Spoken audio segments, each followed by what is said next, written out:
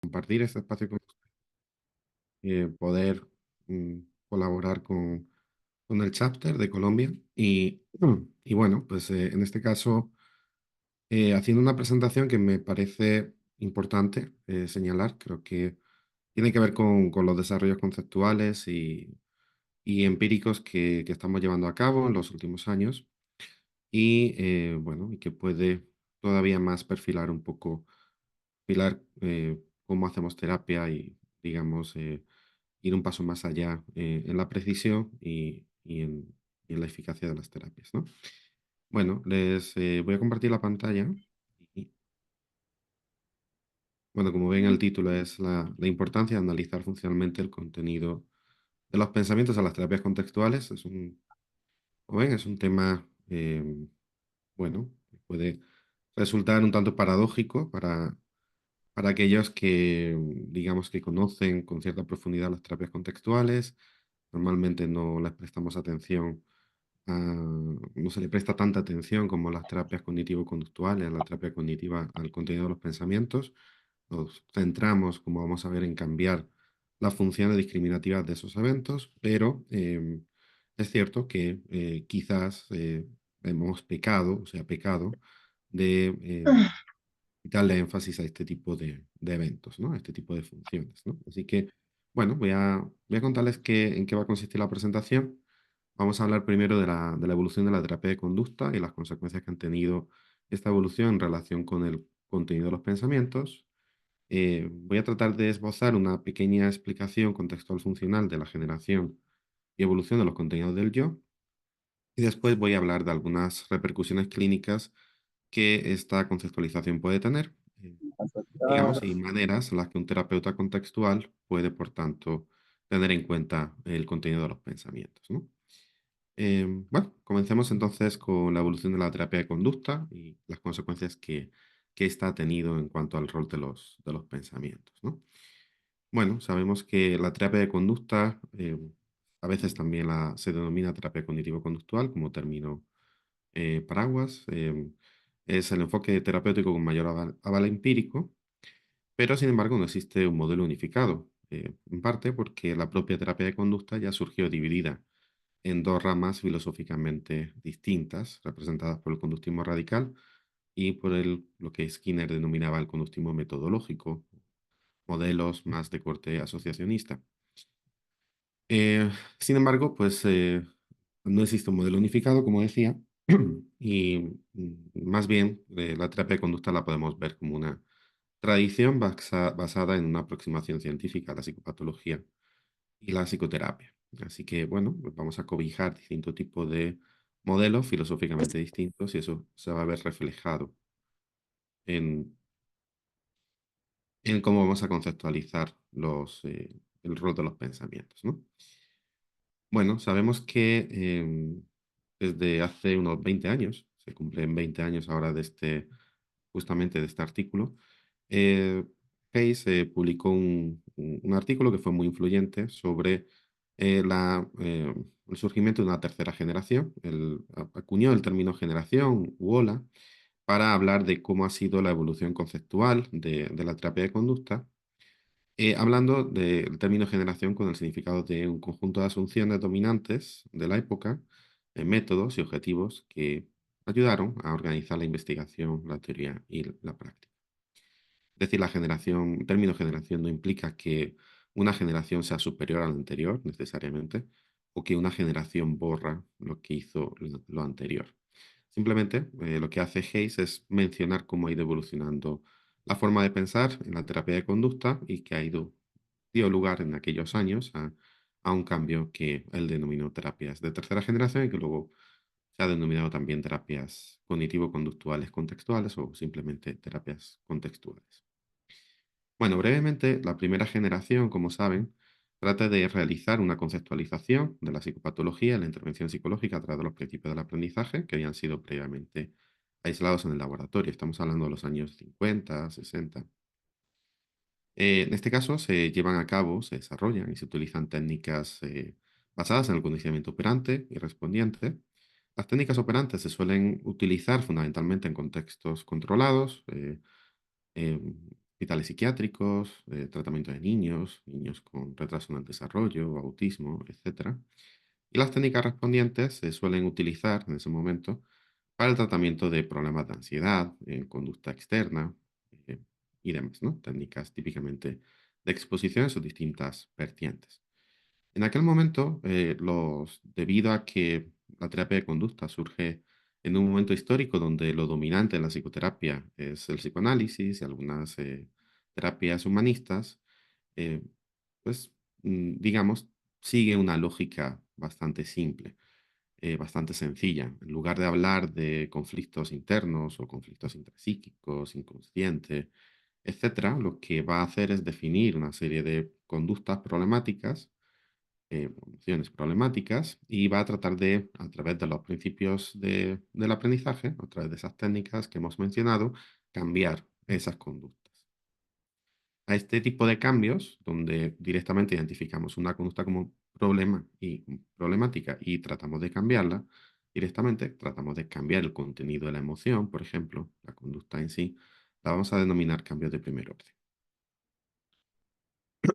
Conforme pasan un par de décadas, digamos, se ha afianzado el entusiasmo por este modelo de terapia, que empieza a tener mucho éxito en el tratamiento de la ansiedad, en el tratamiento, eh, bueno, el desarrollo de habilidades verbales en niños con autismo y toda esta cuestión, pues se empieza a notar que existen todavía deficiencias, obviamente, ¿no? Se empieza a notar que hay determinado tipo de consultantes verbalmente muy competentes que no es fácil entender o ver cómo pueden ser tratados. Es decir, tienen personas que tienen problemas por que no le encuentran sentido a la vida, porque rumian considerablemente, están atajados en su forma de pensar, tienen pensamientos quizás que no se ajustan a las cosas que los demás podemos ver, etcétera, y resulta difícil entender cómo, a través simplemente de los principios del condicionamiento operante y clásico, podemos abordar este tipo de casos, ¿no? Es decir, empieza a haber una necesidad de tratar los pensamientos, de tener una tecnología que permita tratar los pensamientos de manera más central y directa. Es cuando surgen entonces los modelos cognitivos eh, mediacionales que no están basados inicialmente en ciencia básica, como los modelos de Beck y de Ellis, y que empiezan a ellos mismos incorporar técnicas conductuales y ser reconocidos por otros terapeutas conductuales y adoptados, ¿no? Es cuando surge entonces lo que llamamos terapia cognitivo-conductual y, bueno, digamos que por la necesidad tanto de unos como de otros de utilizar técnicas conductuales por un lado y de tener herramientas para tratar con los pensamientos por otro. Además, el foco continúa siendo buscar cambios de primer orden. Es decir, en este caso vamos a buscar o va a tratar de modificar los pensamientos, creencias, los esquemas en sí mismos. De tal manera que, bueno, el foco del trabajo sigue siendo parecido. Este es un pequeño ejemplo de la terapia cognitiva de Beck, como probablemente todos ustedes conozcan, con el modelo ABC.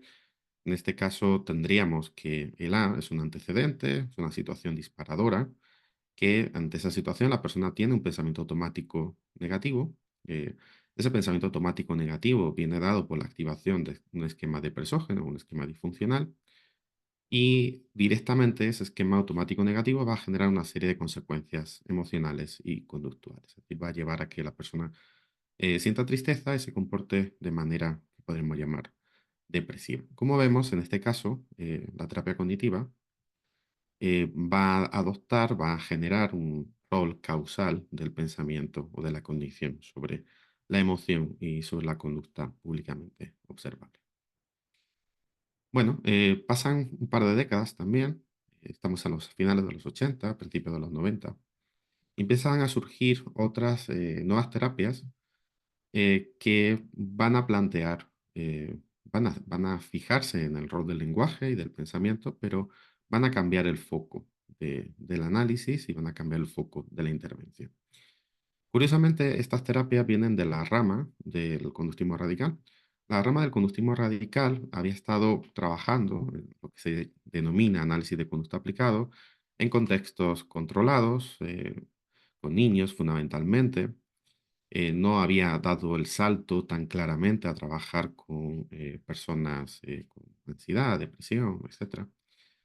Y justamente, bueno, no adoptan, de hecho, las técnicas cognitivas de manera tan clara como el resto de terapeutas de conducta, por una sencilla razón, y es que filosóficamente los supuestos de Beck no son asumibles. Es decir, no puede asumirse que haya un rol causal de la cognición sobre la emoción o sobre la conducta públicamente observable. Esto tiene que ver con cómo, digamos, con con los objetivos preanalíticos del conductismo radical, que busca predecir e influir en el comportamiento y, por tanto, una conducta, al no ser algo que yo puedo cambiar como terapeuta, psicólogo, no puedo afectar directamente una conducta, puedo afectar a sus antecedentes y sus consecuentes, no puedo asumir que una conducta como un pensamiento cause otra conducta como una emoción o como un evento, como una conducta públicamente observable. Así que, bueno, se mm, intenta, digamos, conceptualizar en esos primeros años de la década de los 80 qué es lo que se está realizando en la terapia cognitiva. Hay un capítulo muy interesante de Robert Settle y Steve Hayes sobre justamente analizar la terapia cognitiva en términos de conducta gobernada por reglas, asimismo también la terapia racional emotiva. Y bueno, van surgiendo los años, vamos adentrándonos en los 90 y empieza a, digamos, a surgir dificultades teóricas debido a determinados hallazgos que van ocurriendo en algunos estudios clínicos. Es decir, empieza a observarse que es probable que las técnicas cognitivas no estén aportando mayor eficacia a lo que eran la terapia de conducta de primera generación, las técnicas, por ejemplo, de exposición. Se empieza a cuestionar si es realmente necesario utilizar técnicas de reestructuración cognitiva o simplemente las técnicas de exposición por sí solas ya son igualmente eficaces que incorporarles esas técnicas de reestructuración. Y es muy reconocido el estudio de desmantelamiento de la terapia cognitiva para la depresión de Jacobson, publicado en el año 96, en el que, bueno, las tres fases de la terapia cognitiva, que brevemente tienen que ver con la planificación de actividades placenteras, en primer lugar. En segundo lugar, la reestructuración, la reevaluación de pensamientos automáticos negativos concretos. Y en tercer lugar, la reestructuración de los esquemas depresógenos. Bueno, pues lo que hace Jacobson es un estudio de desmantelamiento. Utiliza bueno, un protocolo de aproximadamente unas 20 sesiones, protocolo completo con las tres fases. Utiliza otra condición con solamente la fase uno y la fase 2 y otro protocolo de la misma duración solamente con la fase 1, es decir, solamente con la planificación de actividades placenteras. Lo que encuentran los autores, a pesar de que no era lo esperado, es que solamente el protocolo de planificar actividades placenteras, que es relativamente sencillo, termina teniendo el mismo efecto que el protocolo completo. Es decir, no parece que sea necesario entonces utilizar técnicas cognitivas, y eso da lugar a que surja la activación conductual como una especie de especificación contextual de este componente de la terapia cognitiva que ya venía utilizándose en otros protocolos para la depresión. Bueno, el hecho de que estos programas, esta investigación de desmantelamiento de componentes, estas revisiones de la eficacia de las de los distintos paquetes cognitivo-conductuales y aparte otros análisis de procesos de cambio que no muestran precisamente que sea el cambio se produzca porque haya un cambio en el contenido de los pensamientos o de los esquemas, empieza a generar bueno, muchas dificultades teóricas para mantener los modelos más importantes o los modelos más influyentes cognitivo-conductuales. Además, en los años 80 y 90 confluye que hay un impulso en la investigación analítico-funcional en conducta verbal, fundamentalmente en conducta gobernada por reglas y el fenómeno de las clases de equivalencia. Y esto hace que empiecen a surgir aplicaciones de este tipo de literatura, empiezan a surgir teorías, como por ejemplo la teoría del marco relacional, que trata de unir todos estos fenómenos, y empiezan entonces a enfatizarse la necesidad de buscar cambios de segundo orden. Es decir, en este caso no serían cambios directos en las conductas, en el contenido de las conductas o de los pensamientos y emociones, sino cambio en las funciones que tienen las conductas que previamente se consideran problemáticas. Es decir, no voy a tratar, en este caso, de cambiar un pensamiento automático negativo, como haría la terapia cognitiva, sino que lo que voy a tratar de hacer es cambiar la función antecedente de ese pensamiento, la función discriminativa de ese pensamiento, para actuar de una manera depresiva, para, bueno, implicarme en un periodo prolongado de rumia, llanto, etcétera. No voy a tratar de cambiar necesariamente que en determinados contextos la persona tenga una respuesta de miedo, sino que lo que vamos a tratar de hacer es cambiar cómo la persona responde ante esas experiencias de miedo. De tal manera que la experiencia de miedo nos lleve a implicarse en distintas conductas de evitación y esto termine, a pesar de que pueda experimentar miedo en determinadas situaciones, esto no condicione, no mantenga ese miedo y no condicione la vida de la persona. Es decir, vamos a ir buscando entonces cambios más bien en las funciones de los pensamientos, de las emociones, de las conductas, de tal manera que no nos lleven a implicarnos en comportamiento rígido, sino un comportamiento flexible y orientado a valores. Bueno, eso es, digamos, lo que ha ido ocurriendo en las últimas décadas. Se han popularizado las terapias de tercera generación.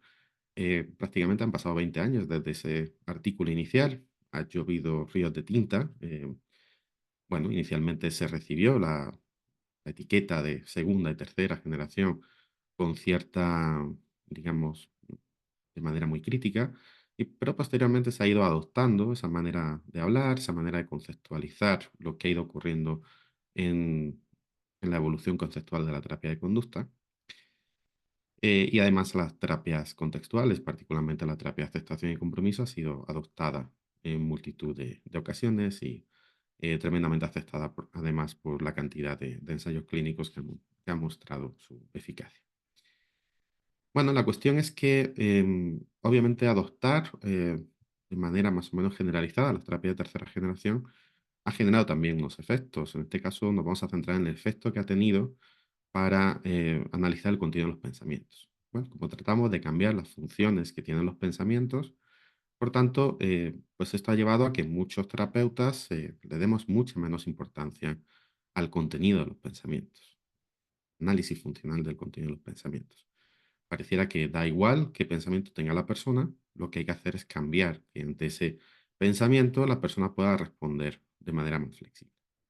Así daría igual si la persona tiene miedo a fracasar, tiene miedo en algo importante o tiene miedo a ser rechazado por los demás. Lo importante es que esos pensamientos no lleven a un comportamiento rígido, sino a un comportamiento valioso.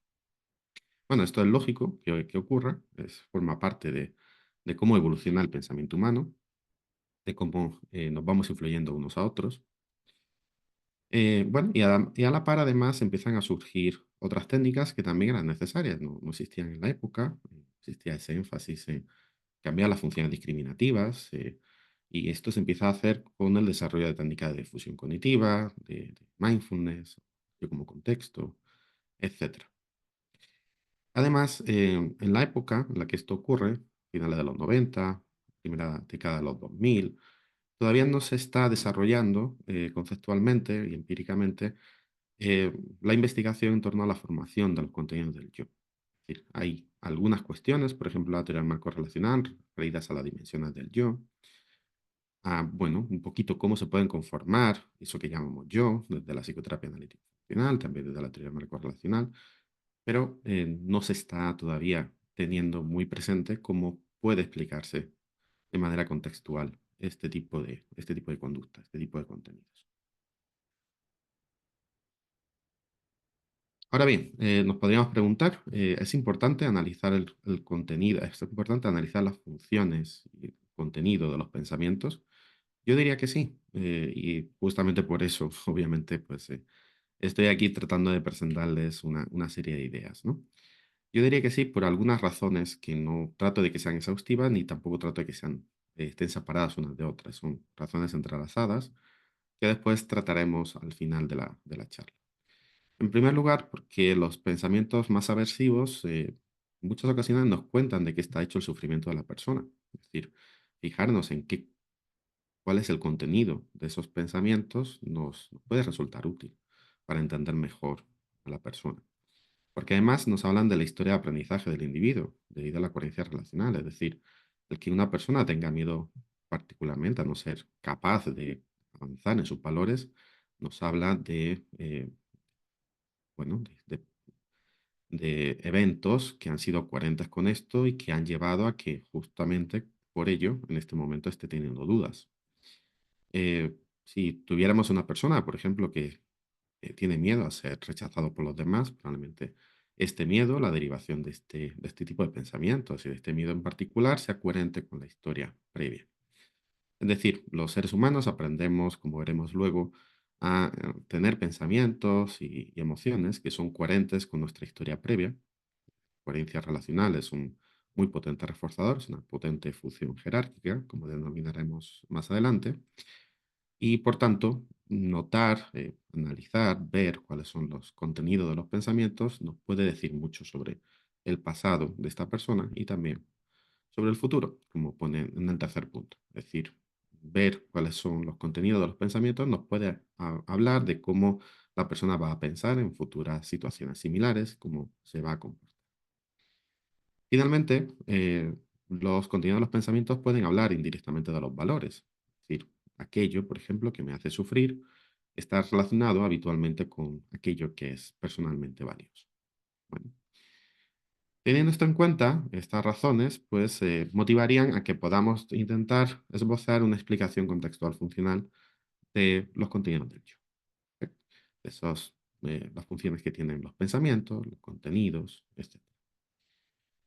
Bueno, antes de tratar de esbozarla, me parece importante que señalemos, siquiera brevemente, eh, cuáles son las características de una explicación contextual funcional. ¿Qué es eso que llamamos una explicación? Y para eso nos tenemos que retrotraer a cuestiones filosóficas enlazadas con el conductismo radical y el contextualismo funcional, que como saben, pues son dos filosofías de la ciencia que son hermanas, son básicamente la misma cosa si entendemos el conductismo radical como esa aproximación contextual y pragmática que desarrolló Skinner. Bueno, desde esta perspectiva, tratamos de analizar la conducta de los organismos de manera completa e interactiva, interactiva con el medio en el que tiene lugar la conducta, y tratamos de llevar a cabo una ciencia natural, ¿no? Desarrollando o hipostasiando constructos.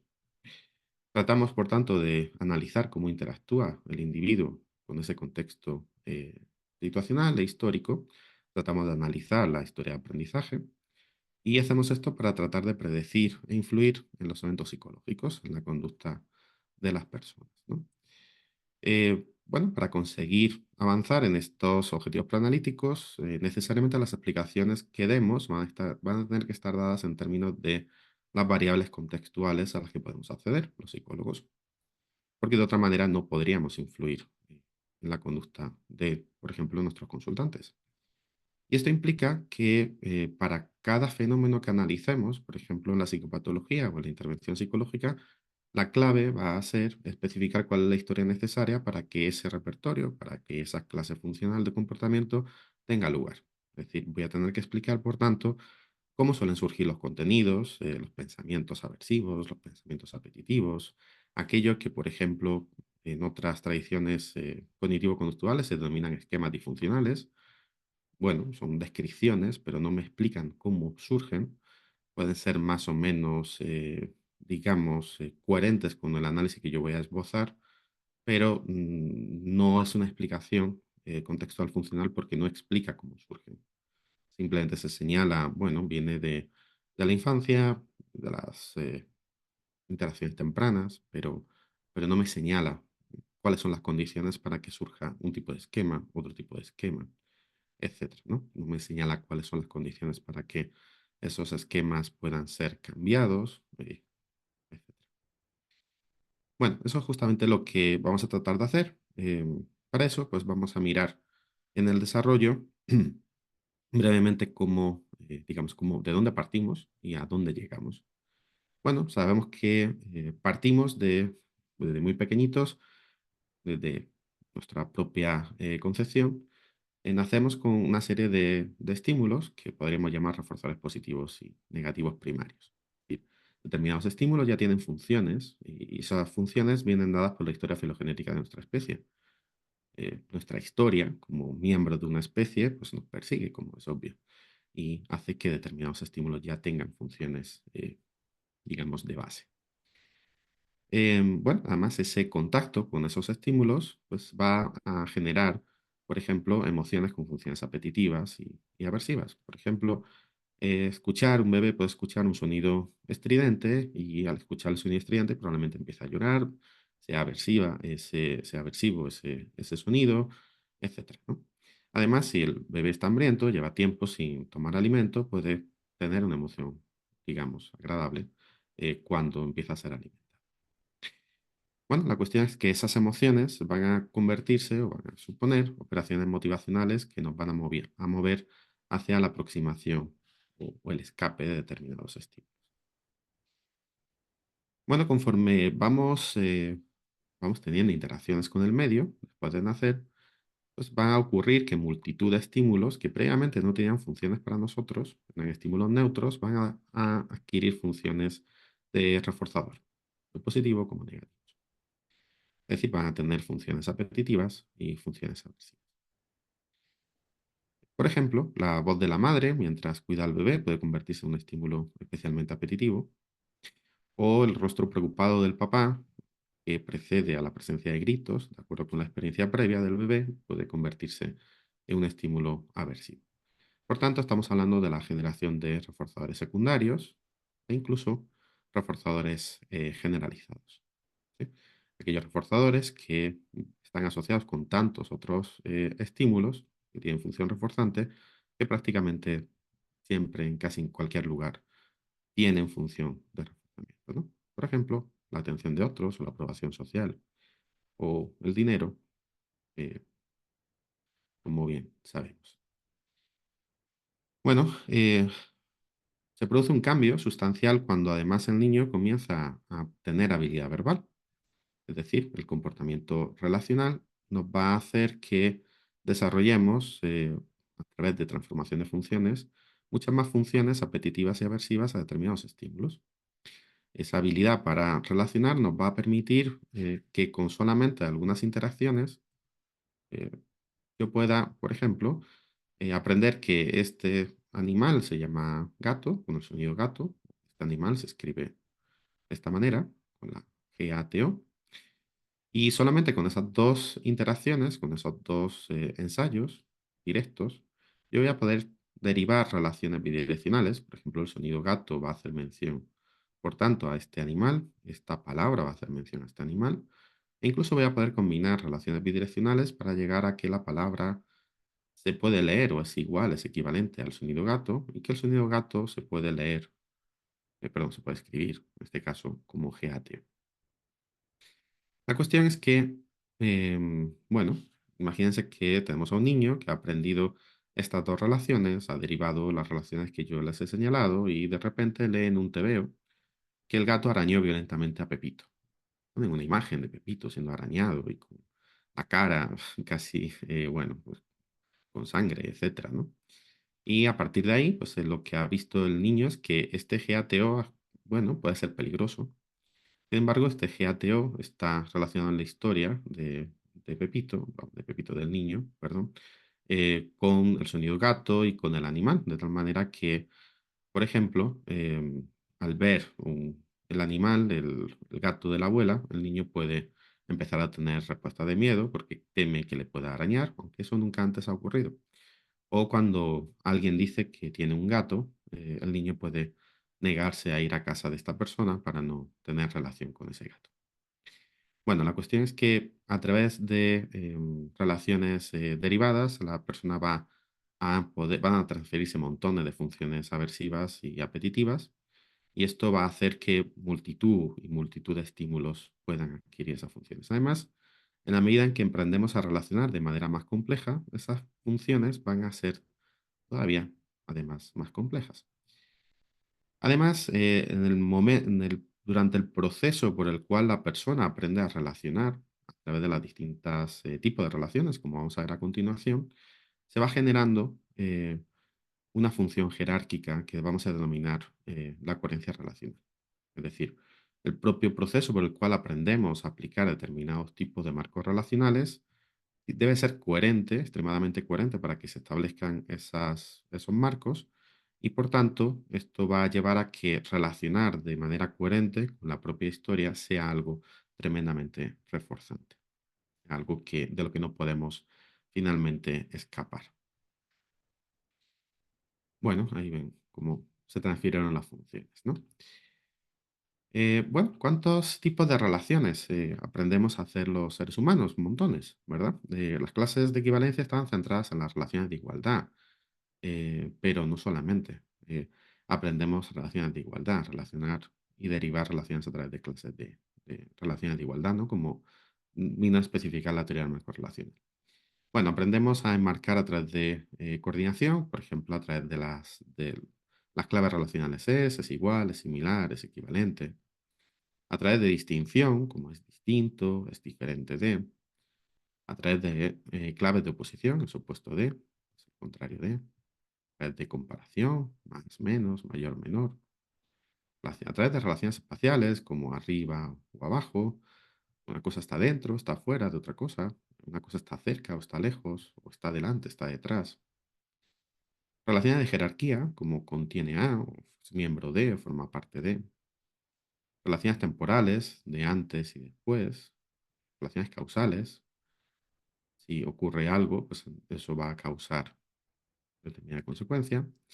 O relaciones deísticas, como por ejemplo yo, tú, y allí, o ahora entonces. Bueno, yo no voy a hacer una exposición de la teoría del marco relacional en detalle, simplemente me voy a centrar en dos tipos de relaciones que son claves para el desarrollo de los contenidos del yo. Por un lado, los enmarques deísticos y por otro lado, los enmarques jerárquicos. Bueno, a qué nos referimos con enmarques deísticos? Los enmarques deísticos son enmarques un tanto especiales porque, a diferencia de los otros, especifican relaciones en términos de la perspectiva del hablante. Esquemáticamente los solemos representar a través de relaciones personales como yo, tú, él, ella, etcétera. Relaciones espaciales como aquí y allí, o relaciones temporales como ahora, antes, después, entonces, etcétera. Lo importante es que las funciones de esas claves va a depender de la persona que está hablando, ¿sí? De tal manera que yo siempre se da desde la perspectiva de uno mismo. Yo me llamo a mí mismo yo, pero cada uno de ustedes probablemente también se llama a sí mismo yo. Y además, cuando yo digo yo, pues estoy siempre aquí. Puedo decir yo y hablar sobre mí estando en otro sitio que no sea aquí. Y además el tú, la persona que yo voy a llamar como tú, va a estar siempre, no va a estar exactamente aquí donde yo estoy, sino que va a estar allí. Relativamente, puede estar relativamente cerca, pero siempre no va a ser aquí. Bueno, aquí y allí dependen obviamente, por tanto, de la posición del hablante, así como el ahora, el antes y el después dependen también del momento en el que estamos hablando. Siempre estamos comportándonos y por tanto hablando en el ahora, aunque podemos simbólicamente ponernos en el antes o en el después. ¿Sí? Bueno, teniendo esto en cuenta, la medida en que los niños empiezan a aprender a relacionarse ellos mismos con lo que hicieron antes, con lo que van a hacer después, con lo que están haciendo aquí, con lo que harán allí en la playa cuando llegue el verano y a lo que les gustará jugar, etcétera, vamos a poder entender ciertas cosas que van a generar cantidad de funciones. Voy a dar un pequeño ejemplo. Imagínense que tenemos una persona que lleva, por ejemplo, un adolescente que lleva un par de semanas sintiéndose triste y aburrida. Bueno, no es que se sienta especialmente mal, es algo relativamente común en la adolescencia, está poco triste, un tanto aburrida, no está motivada por las cosas que tiene que hacer, no son especialmente atractivas, bueno, pero decide ponerse a escuchar un podcast sobre la tristeza y el aburrimiento. Hoy día tenemos acceso a montones de informaciones, ¿no? Y bueno, en este caso, pues el chico se pone a escuchar ese podcast y aparece un psicólogo muy influyente, muy reconocido, que está hablando de la tristeza y el aburrimiento y dice que las investigaciones recientes indican que la tristeza y el aburrimiento son parte de la anedonia. ¿Sí? El chico nunca había oído hablar de anedonia, y mismo tampoco el entrevistador. El entrevistador le pregunta al psicólogo influyente ¿y qué es eso de la anedonia? Bueno, el psicólogo responde que la anedonia pues, está constituida fundamentalmente por tristeza, aburrimiento, tener ganas de hacer nada, etcétera, y que es muy importante porque han descubierto que la anedonia que se sostiene a lo largo del tiempo, por ejemplo, durante unas cuantas semanas, puede dar lugar a depresión. ¿Sí? Fíjense que antes de que exponga la relación causal entre anedonia y depresión, fíjense que aunque el chico no sabía nada sobre lo que era la anedonia, al contener esta tristeza y aburrimiento, la anedonia, el sonido anedonia y las sensaciones relacionadas van a adquirir también funciones aversivas. Bueno, lo que ocurre cuando el psicólogo establece la relación entre anedonia causa depresión, y entonces el psicólogo comienza a explicar qué es la depresión, que tiene consecuencias devastadoras, las personas se sienten solas, incapaces, tristes. Además el chico conoce a familiares que han padecido depresión y sabe que lo pasaron muy mal. Pues esas funciones que tiene la palabra depresión, fruto de la experiencia y fruto de lo que está señalando el psicólogo, comienzan a afectar a la red anterior, ¿no?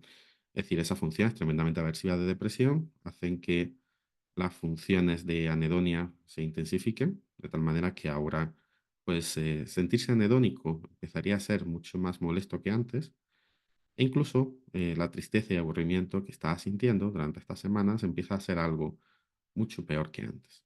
Es decir, hemos escuchado a un psicólogo muy influyente, nos ha dicho que la tristeza y el aburrimiento forman parte esencial de la anedonia, que la anedonia causa depresión y de repente la manera en que nos estábamos sintiendo la estamos evaluando como mucho peor. De hecho, podemos estar empezando a estar muy motivados por eliminar la tristeza y el aburrimiento. Es decir, la tristeza y el aburrimiento han adquirido ahora funciones discriminativas de evitación mucho más intensas que antes. El chico puede empezar a preocuparse sobre la posibilidad de desarrollar depresión, rumiar para entender por qué está triste y aburrido, de tal manera que eso le lleve a emitir otro tipo de conducta, a entender qué es lo que debe evitar, o, por ejemplo, tratar de eliminar la tristeza y el aburrimiento consumiendo alcohol, tratando de distraerse, etcétera.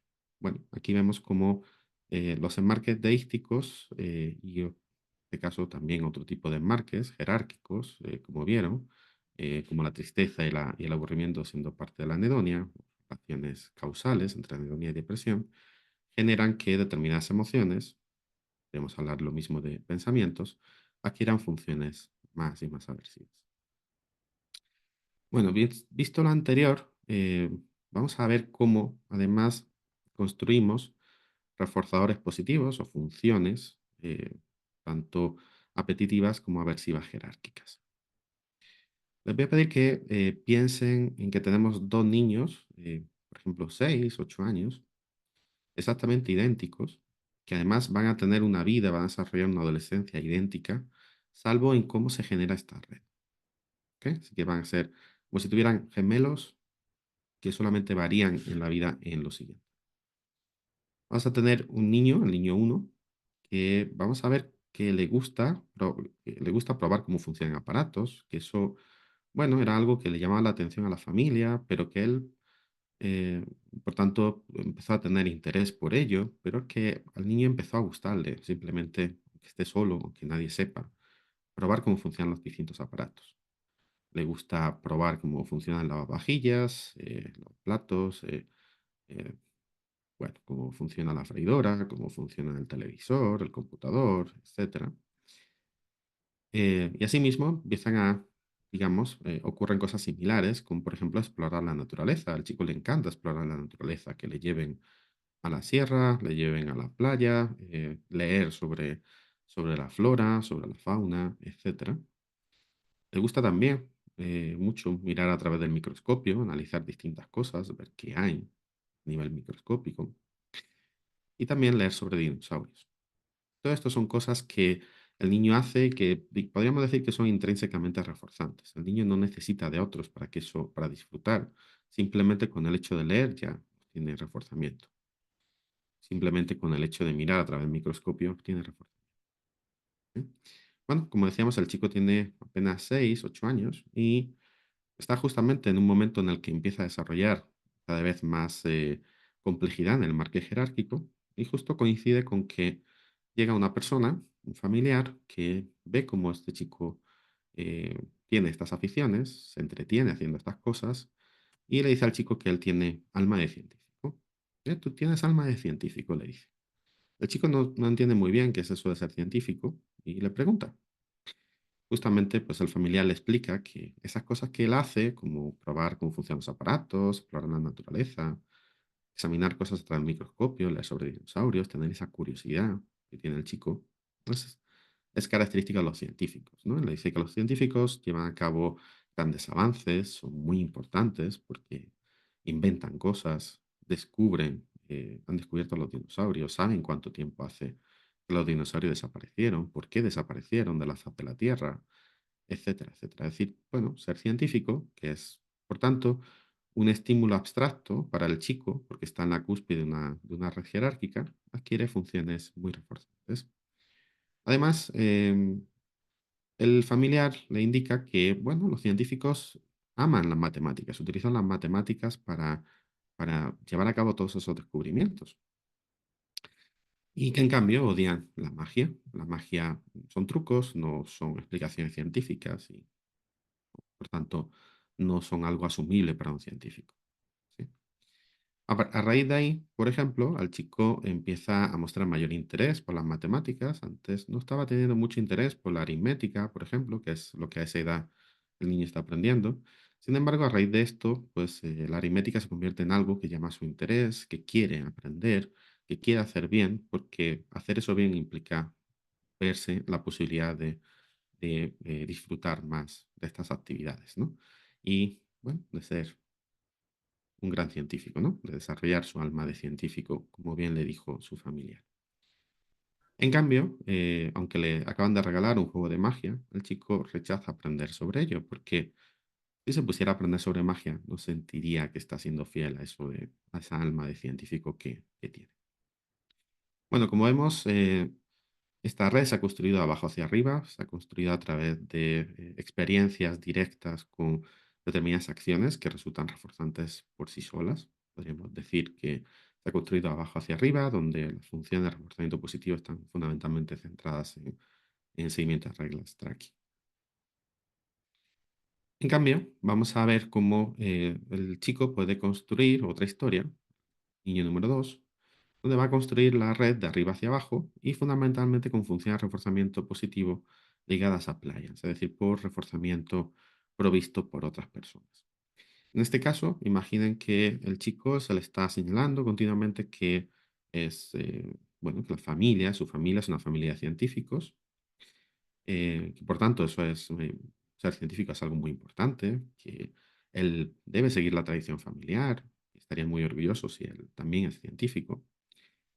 Y al chico le explican qué es lo que es ser científico. El abuelo, por ejemplo, le explica que ser científico implica probar cómo funcionan los aparatos, explorar la naturaleza, mirar a través del microscopio, leer sobre dinosaurios, etcétera. Bueno, y el chico, cuando se implica en este tipo de acciones, impulsado por el abuelo, pues obtiene habitualmente reforzamiento social. Bueno, el abuelo está contento con él, también el resto de la familia. ¿Sí? Sin embargo, esas acciones no se han convertido en algo que es reforzante intrínsecamente, sino que el reforzamiento fundamental viene del reforzamiento de los demás, de lo que dicen los demás. Bueno, de nuevo, se le señala que los científicos utilizan las matemáticas para todas estas acciones y que los científicos odian la magia. ¿Sí? Bueno, en este caso, el chico, en lugar de, empieza a mostrar mayor interés, pero no en cómo es la dinámica de la aritmética, sino mayor interés en aprobar matemáticas, en aprobar aritmética, porque predice que eso va a estar relacionado con obtener la aprobación de los demás, ¿no? La aprobación familiar. E incluso rechaza aprender sobre magia por la misma razón, aunque en el fondo sí que le interesa. Bueno, les he contado dos historias. Como les decía, imaginen que son niños exactamente iguales, pero que varían en esto. Y varían en esto, los vamos a hacer que crezcan hasta los 18 años, los vamos a llevar a la universidad. Y lo único que han variado es justamente en cómo se han conformado estas redes y la historia posterior, que es coherente con las redes que yo les he señalado, ¿no? Y ahora, bueno, lo que quiero que pensemos por un momento es, nos imaginemos que estos niños comienzan a estudiar una carrera de ciencias a los 18 años y que sin embargo los primeros exámenes les van mal. Venden, pierden los primeros exámenes. Y resulta que además, bueno, tocan a la puerta de nuestra consultorio y nos dicen que se están pasando mal, que están tristes, que están ansiosos. Y les preguntamos, vamos a empezar con la exploración de qué sentirá el niño número uno. ¿Cómo se sentirá el niño número uno? Bueno, ¿por qué le dolerá haber suspendido? Hacemos este tipo de preguntas. Y lo que nos indica es que le duele porque es su sueño a nivel académico y profesional. Nos dice que le vienen pensamientos como no voy a conseguir mi sueño, no valgo para la ciencia, tendré que conformarme con algo menos complejo, aunque no me apasione, etc. Es decir, el niño número uno está derivando pensamientos con funciones aversivas que son coherentes con su historia previa, ¿sí? Con ese amor a la ciencia que ha ido desarrollando, ¿no? Sin embargo, cuando le preguntamos al niño número 2, a pesar de ser un niño exactamente igual, salvo por el desarrollo de esa red, ¿qué nos dice? Pues nos dice que, bueno, que tiene pensamientos como no soy digno de esta familia, que dirán cuando se enteren, porque ellos sí, y yo no soy capaz de ser científico. Bueno, no le duele el suspenso por el suspenso, porque indica que él no sabe sobre ciencia, sino por lo que la familia pueda pensar, pueda decir sobre él.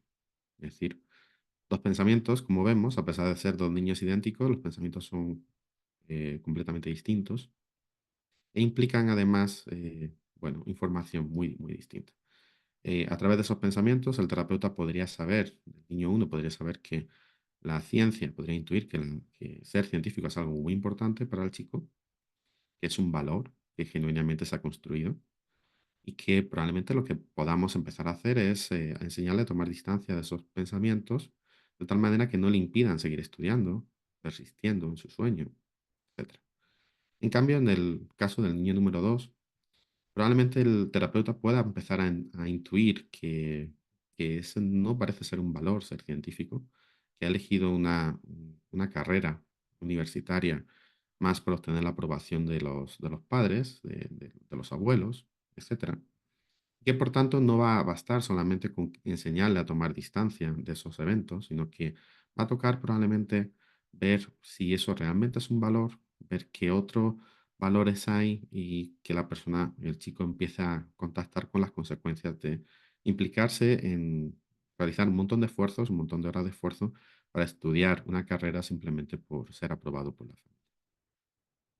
Como vemos, en este caso, a través simplemente de los primeros pensamientos que nos dice al inicio de la entrevista los chicos, podemos empezar a tener claras sospechas y cambiar cómo seguiríamos la evaluación, los terapeutas contextuales. Bueno, voy a mostrarles, les he hablado de la construcción de reforzadores, de funciones jerárquicas. Ahora vamos a asumir que tenemos a un señor de unos 40 años, que vamos a llamar Pepe, que ha construido a lo largo de la vida este tipo de red, ¿no? Es decir, sus valores, la vida soñada para él, tienen que ver con desarrollar una relación de pareja donde haya sinceridad y apoyo mutuo, donde desarrolle al 100% sus habilidades laborales, desarrolle una relación de familia donde haya confianza y se comparta. Y bueno, esos estímulos, que son estímulos abstractos, jerárquicos, contienen, a su vez, determinado tipo de acciones, metas, como contar problemas e inquietudes, apoyar el proyecto de la pareja, compartir tiempo con ella. En el trabajo, por ejemplo, objetivos como continuar la formación, tener un trabajo estimulante en el que se pueda experimentar con ideas, etcétera. En cuanto a la familia, pues visitarla con frecuencia, apoyar el proyecto que tienen los demás, compartir éxitos y fracasos, crear una relación estrecha, por tanto, ¿sí? La cuestión ahora es que, por ejemplo, pensamientos que están relacionados con la anterior con esta red jerárquica probablemente van a tener funciones apetitivas incluso aunque sea la primera vez que los tiene. Por ejemplo, compartimos lo bueno y lo malo. Puede ser algo, un pensamiento especialmente con funciones apetitivas, especialmente agradable para Pepe porque indica que está desarrollando la relación de pareja que sueña. De la misma manera, tener un pensamiento como ella me apoya y yo la apoyo, como que disfrutamos juntos, puede ser algo tremendamente apetitivo. En el trabajo, por ejemplo, cada vez conozco más, podemos hacer la diferencia. ¿Y si lo hiciera de este modo? O en la familia, estamos unidos aún en la distancia, cuentan conmigo y yo cuento con ellos. O estamos juntos en lo bueno y en lo malo. Bueno, como vemos, empieza a haber pensamientos que, en la medida en que pueden ser insertados jerárquicamente con esas funciones jerárquicas, esos reforzadores jerárquicos, previamente construidos, pues adquieren funciones tremendamente apetitivas, ¿no?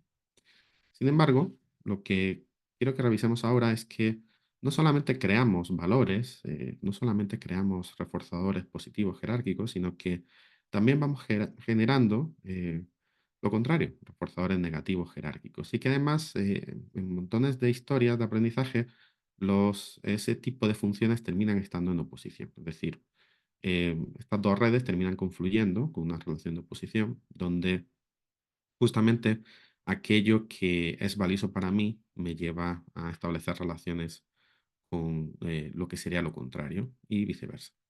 Por ejemplo, para Pepes sería muy doloroso notar que no tiene una relación de pareja con transparencia y apoyo mutuo, que no está avanzando en sus habilidades laborales, o que en la familia hay desconfianza, alejamiento, etcétera. Y por tanto, pensamientos que pueden insertarse jerárquicamente dentro de esta red, como no somos un equipo, o no me apoya, no quiere compartir tiempo conmigo, van a adquirir funciones aversivas, incluso aunque sea la primera vez que Pepe los tiene. ¿Sí? De la misma manera, me estoy quedando estancado, siempre es igual, no me dejan probar otras cosas, no puedo estar con ellos, no me entienden, no me cuentan nada. Van a ser pensamientos que van a tener funciones tremendamente aversivas. Fíjense que esos pensamientos no han sido condicionados de ninguna manera especial. Simplemente el hecho de poder relacionarlos, derivar una relación de jerarquía, de inclusión entre esos pensamientos y lo que implican a nivel de la pareja, del trabajo, de la familia, va a hacer que esos pensamientos sean especialmente aversivos. Bueno, vamos a suponer que ahora que Pepe conoce lo siguiente sobre el cáncer. Pepe conoce que el cáncer es una enfermedad grave que suele llevar a incapacidad. La incapacidad implica no tener trabajo, ser una carga para los otros. No tener trabajo implica no tener ingresos y, por tanto, más trabajo para los demás.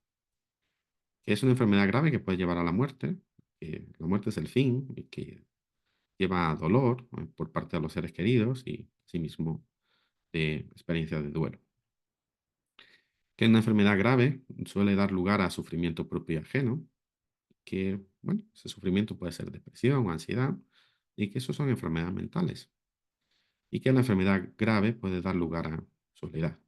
Y eso implica, pues, no tener pareja, no estar cerca de la familia, etcétera. Bueno, esto es lo que Pepe conoce, lo que ha aprendido, lo que ha derivado a lo largo de la vida en torno al cáncer.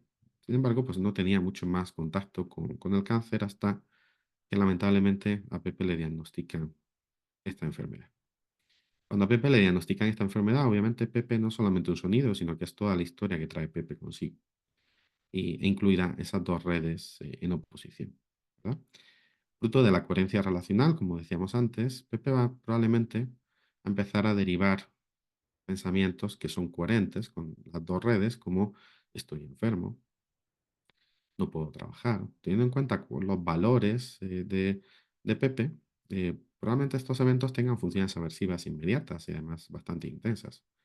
No puedo trabajar, dependo de los demás, van a enfermar también, puedo morir, voy a pasarlo mal, voy a tener ingresos, soy una carga, voy a quedar solo, van a sufrir, van a deprimirse, va a ser por mi culpa. Bueno, todos esos pensamientos son simplemente algo que sería natural que Pepe tuviera, justamente porque están confluyendo dos redes, al menos, tremendamente extensas y que, bueno, va a llevar a que Pepe derive de manera coherente con ellas. Bueno, las funciones aversivas nos están aquí hablando de justamente lo que es valioso para Pepe. Y además, fíjense que, bueno, lo que tienen en común prácticamente todos estos pensamientos es esa relación jerárquica que veíamos, ¿no? Es decir, bueno, lo que le duele a Pepe no es simplemente el cáncer. El cáncer, el tumor, ni siquiera genere sensaciones de dolor. Lo que le duele a Pepe es que su vida se está desmoronando.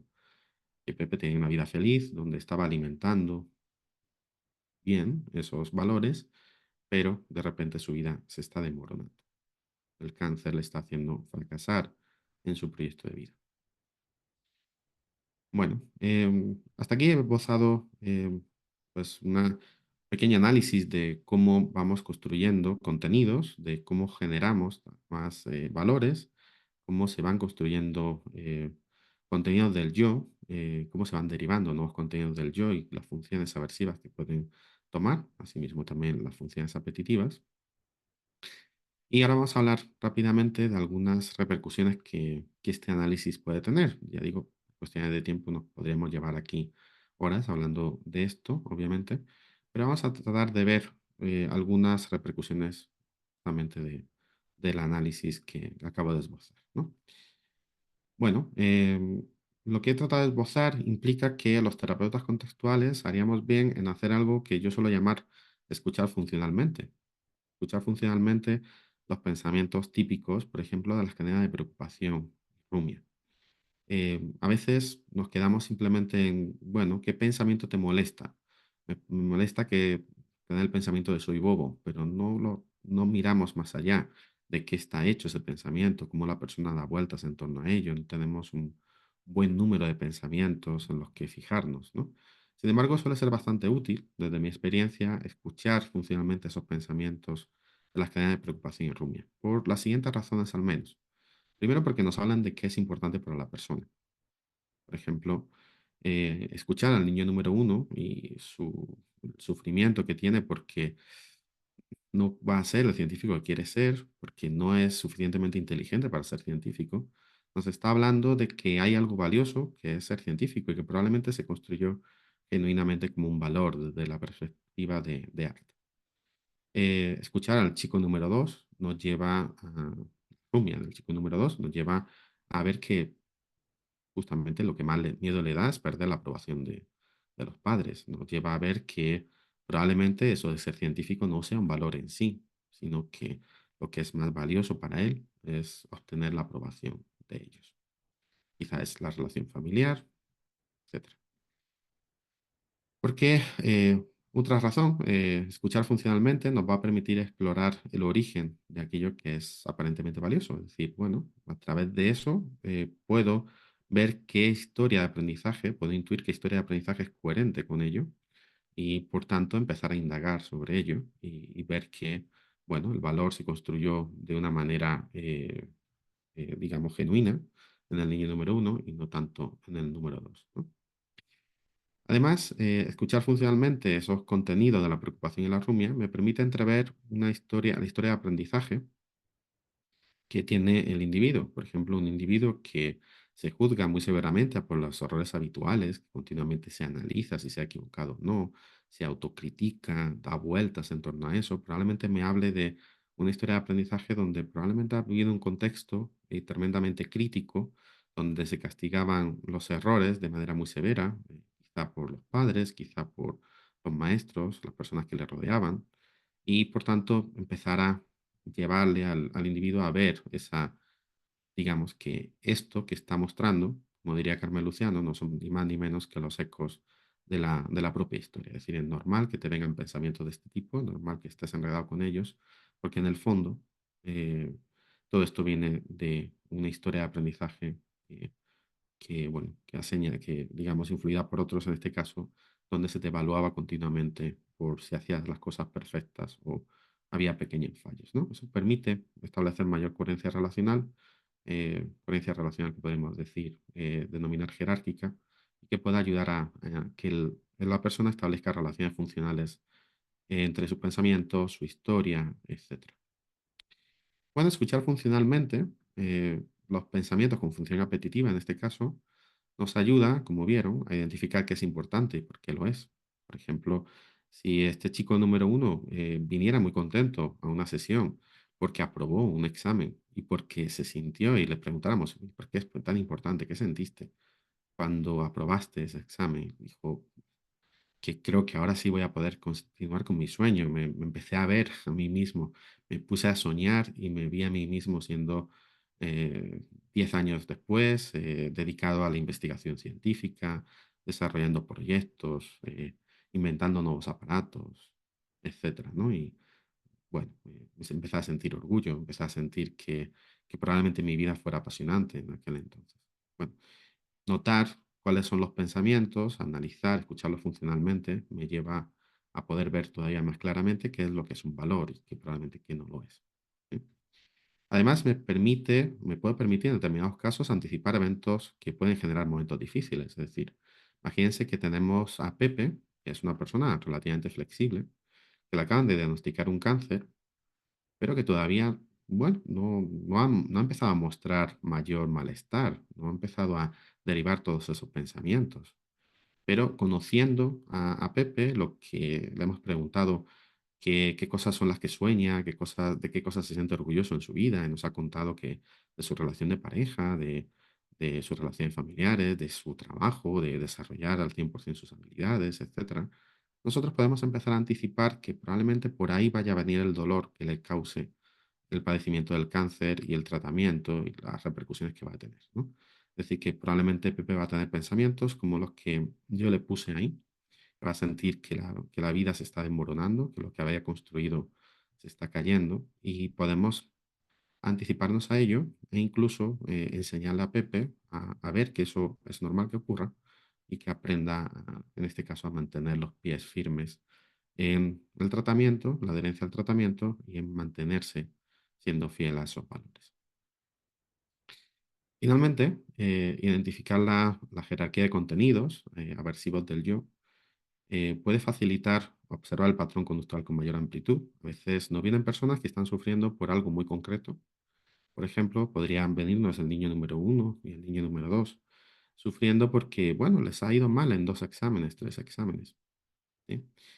Pero podemos ver qué hay detrás de todo eso, qué hay más, qué otras cosas le podrían doler en las que las cosas no salgan bien. Por ejemplo, el niño número uno podría decir que para él también es muy importante desarrollar una relación genuina de pareja y que en otras ocasiones ha sufrido porque, bueno, no ha encontrado una persona con la que, digamos, poder tener una relación mucho más íntima, mucho más, digamos, bueno, donde se cuenten las cosas, donde tengan, digamos, confianza el uno en el otro, etcétera. Bueno, digamos, ver la jerarquía de contenidos aversivos nos lleva a planificar, por tanto, intervenciones que tengan un trabajo más amplio, más intenso incluso, y quizá incluso más eficaz. Es decir, no solamente me voy a centrar con el niño número uno, probablemente en que supere, que tome distancia de estos pensamientos relacionados con el examen y que, bueno, siga disfrutando de su carrera, pueda perseguir su sueño, sino que también podemos tratar con cosas que le puedan preocupar del futuro, donde se quedó atascado en el pasado, de tal manera que se pueda prevenir que vuelva a ocurrir algo parecido a lo que está pasando con los exámenes con otras áreas. ¿Sí?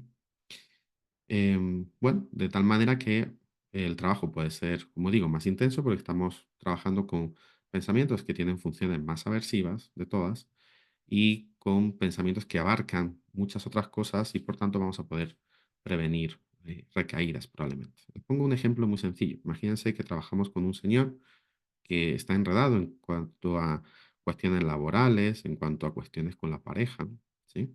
Y empieza el tratamiento con nosotros, identificamos esos contenidos jerárquicos del yo, aversivos, y que fruto de ello, pues empieza a no quedarse tan atascado con esos pensamientos, ¿no? Pero imaginen que como ya la relación de pareja va mucho mejor, de repente, pues su pareja queda embarazada. Fue algo sorprendente para ellos, deciden tener el niño Y de repente a esta persona empiezan a venirle pensamientos relacionados con la posibilidad de fracasar como padre. Es decir, si voy a ser un buen padre, si tengo las condiciones necesarias para, bueno, educar bien a mis hijos, etcétera. Y de nuevo podría empezar a enredarse con esos pensamientos. ¿Sí? Sin embargo, quizá pueda identificar que en el fondo eso es una nueva cosa en la que él siente que puede fracasar, que lo peor que puede hacer es probablemente empezar a enredarse con ello, que lo mejor que puede hacer es empezar a mirar de qué manera puede prepararse para ser el padre que quiere ser. De tal manera que aquí estamos viendo que pensamientos que ni siquiera antes habían aparecido, han sido sobrevenidos, la persona puede transferirle lo que ha aprendido a hacer ese comportamiento flexible. Bueno, por último, algunos textos relacionados con este análisis que he tratado de esbozar, donde van a poder ver pues, resúmenes o, mejor dicho, en algunos casos, digamos, textos mucho más detallados sobre todo esto, pues son los siguientes. Por ejemplo, este texto es uno de los estudios de la tesis de Bárbara Gil, eh, bueno, que yo dirigí hace unos años y que publicamos, uno de los estudios, sobre cómo suelen relacionar los disparadores de rumbo y preocupación, en este caso los contenidos del yo. Vemos cómo generalmente se suelen relacionar en jerarquía, es decir, bueno, empezamos a analizar a través de la teoría macro-relacional justamente esto. Bueno, esta es otra lectura donde mostramos cómo las personas pueden establecer redes jerárquicas de contenidos reforzadores positivos y negativos y qué repercusión tiene de cara al comportamiento inflexible y lo fácil que es implicarse en preocupación y rumia en respuesta a ello. Bueno, este es un pequeño reporte, el estudio no está publicado todavía, digamos, de manera completa. Pequeño reporte en un congreso sobre otro de los estudios de la tesis de Bárbara, donde podíamos ver cómo la intervención que se enfoca en el disparador jerárquico, que ella denomina muchas veces Big One, puede tener más efecto que trabajar con pensamientos que están más bajos en el nivel de la jerarquía. Y este otro es un capítulo en el manual de Oxford de ACT, que salió publicado el año pasado, donde con Carmen Luciano y Niklas Torneke analizamos justamente la psicopatología, tratando de aunar las investigaciones más recientes en teoría de macrocognitiva. Bueno, y esto es lo que quería compartirles. No sé si me extendí demasiado o no, porque más o menos tuve en la hora. Bueno, me quedo pendiente de las preguntas que tengan. Muchísimas gracias por tu generosidad, Fran. Ni más faltaba aquí, estamos todos firmes en decir lo que quieras demorarte un poco porque es deleitante y emocionante pues escuchar esto y tener la capacidad además de resumirlo tan contundentemente. Yo sí tengo un problema y es que como ven, estoy en el celular y me estoy quedando sin batería, ya me aviso, tengo 2%. ¿Qué propuesta tengo? La Mm, mayoría de los que estamos acá hacemos parte del chat que hemos creado con la Junta, del chat de la ACBS Junta Colombia. Si no, aquí me pueden dejar los contactos, yo le tomo una foto y los agrego al chat para que ahí podamos hacer las preguntas. Si no, Fran, también nos puedes dejar tu correo. Con eso la gente que esté interesada en investigar, en tus formaciones, en todo el trabajo que tú estás haciendo, que te pueda contactar y con eso no nos quedan pues como vacíos de esta charla y este abrebocas, que como tú decías, se puede uno quedar acá hablando horas, o sea, una vida pues de todo lo que esto implica. Es por cuestiones de tiempo, únicamente porque se Bueno, me va a morir. Entonces se me muere el celular, se muere el morimos Zoom, todos. se nos cae. Exacto, entonces no queremos eso, pero gracias inmensas por la participación, además de Fran, nuestro exponente de hoy, de todas las personas que nos acompañaron. Seguiremos haciendo más eventos y bueno, ahí ya dejamos, ya Fran, ya vi que escribiste en el chat Ujú. tu correo. Yo le tomo una foto también para que lo agregara a las personas. Em, Listo, yo creo que entonces ahí ya vi que Silvia también lo puso y ya podemos escribir entonces también al chat perdón, al correo que dio Fran, ¿vale? Bueno, Mil y muchas mil gracias. gracias. Bueno. Muchas gracias, Alexandra. Tengan un feliz Nada, a día. todos ustedes. Bye. Gracias, Fran. Chao, Javier. Buen día. Hasta luego.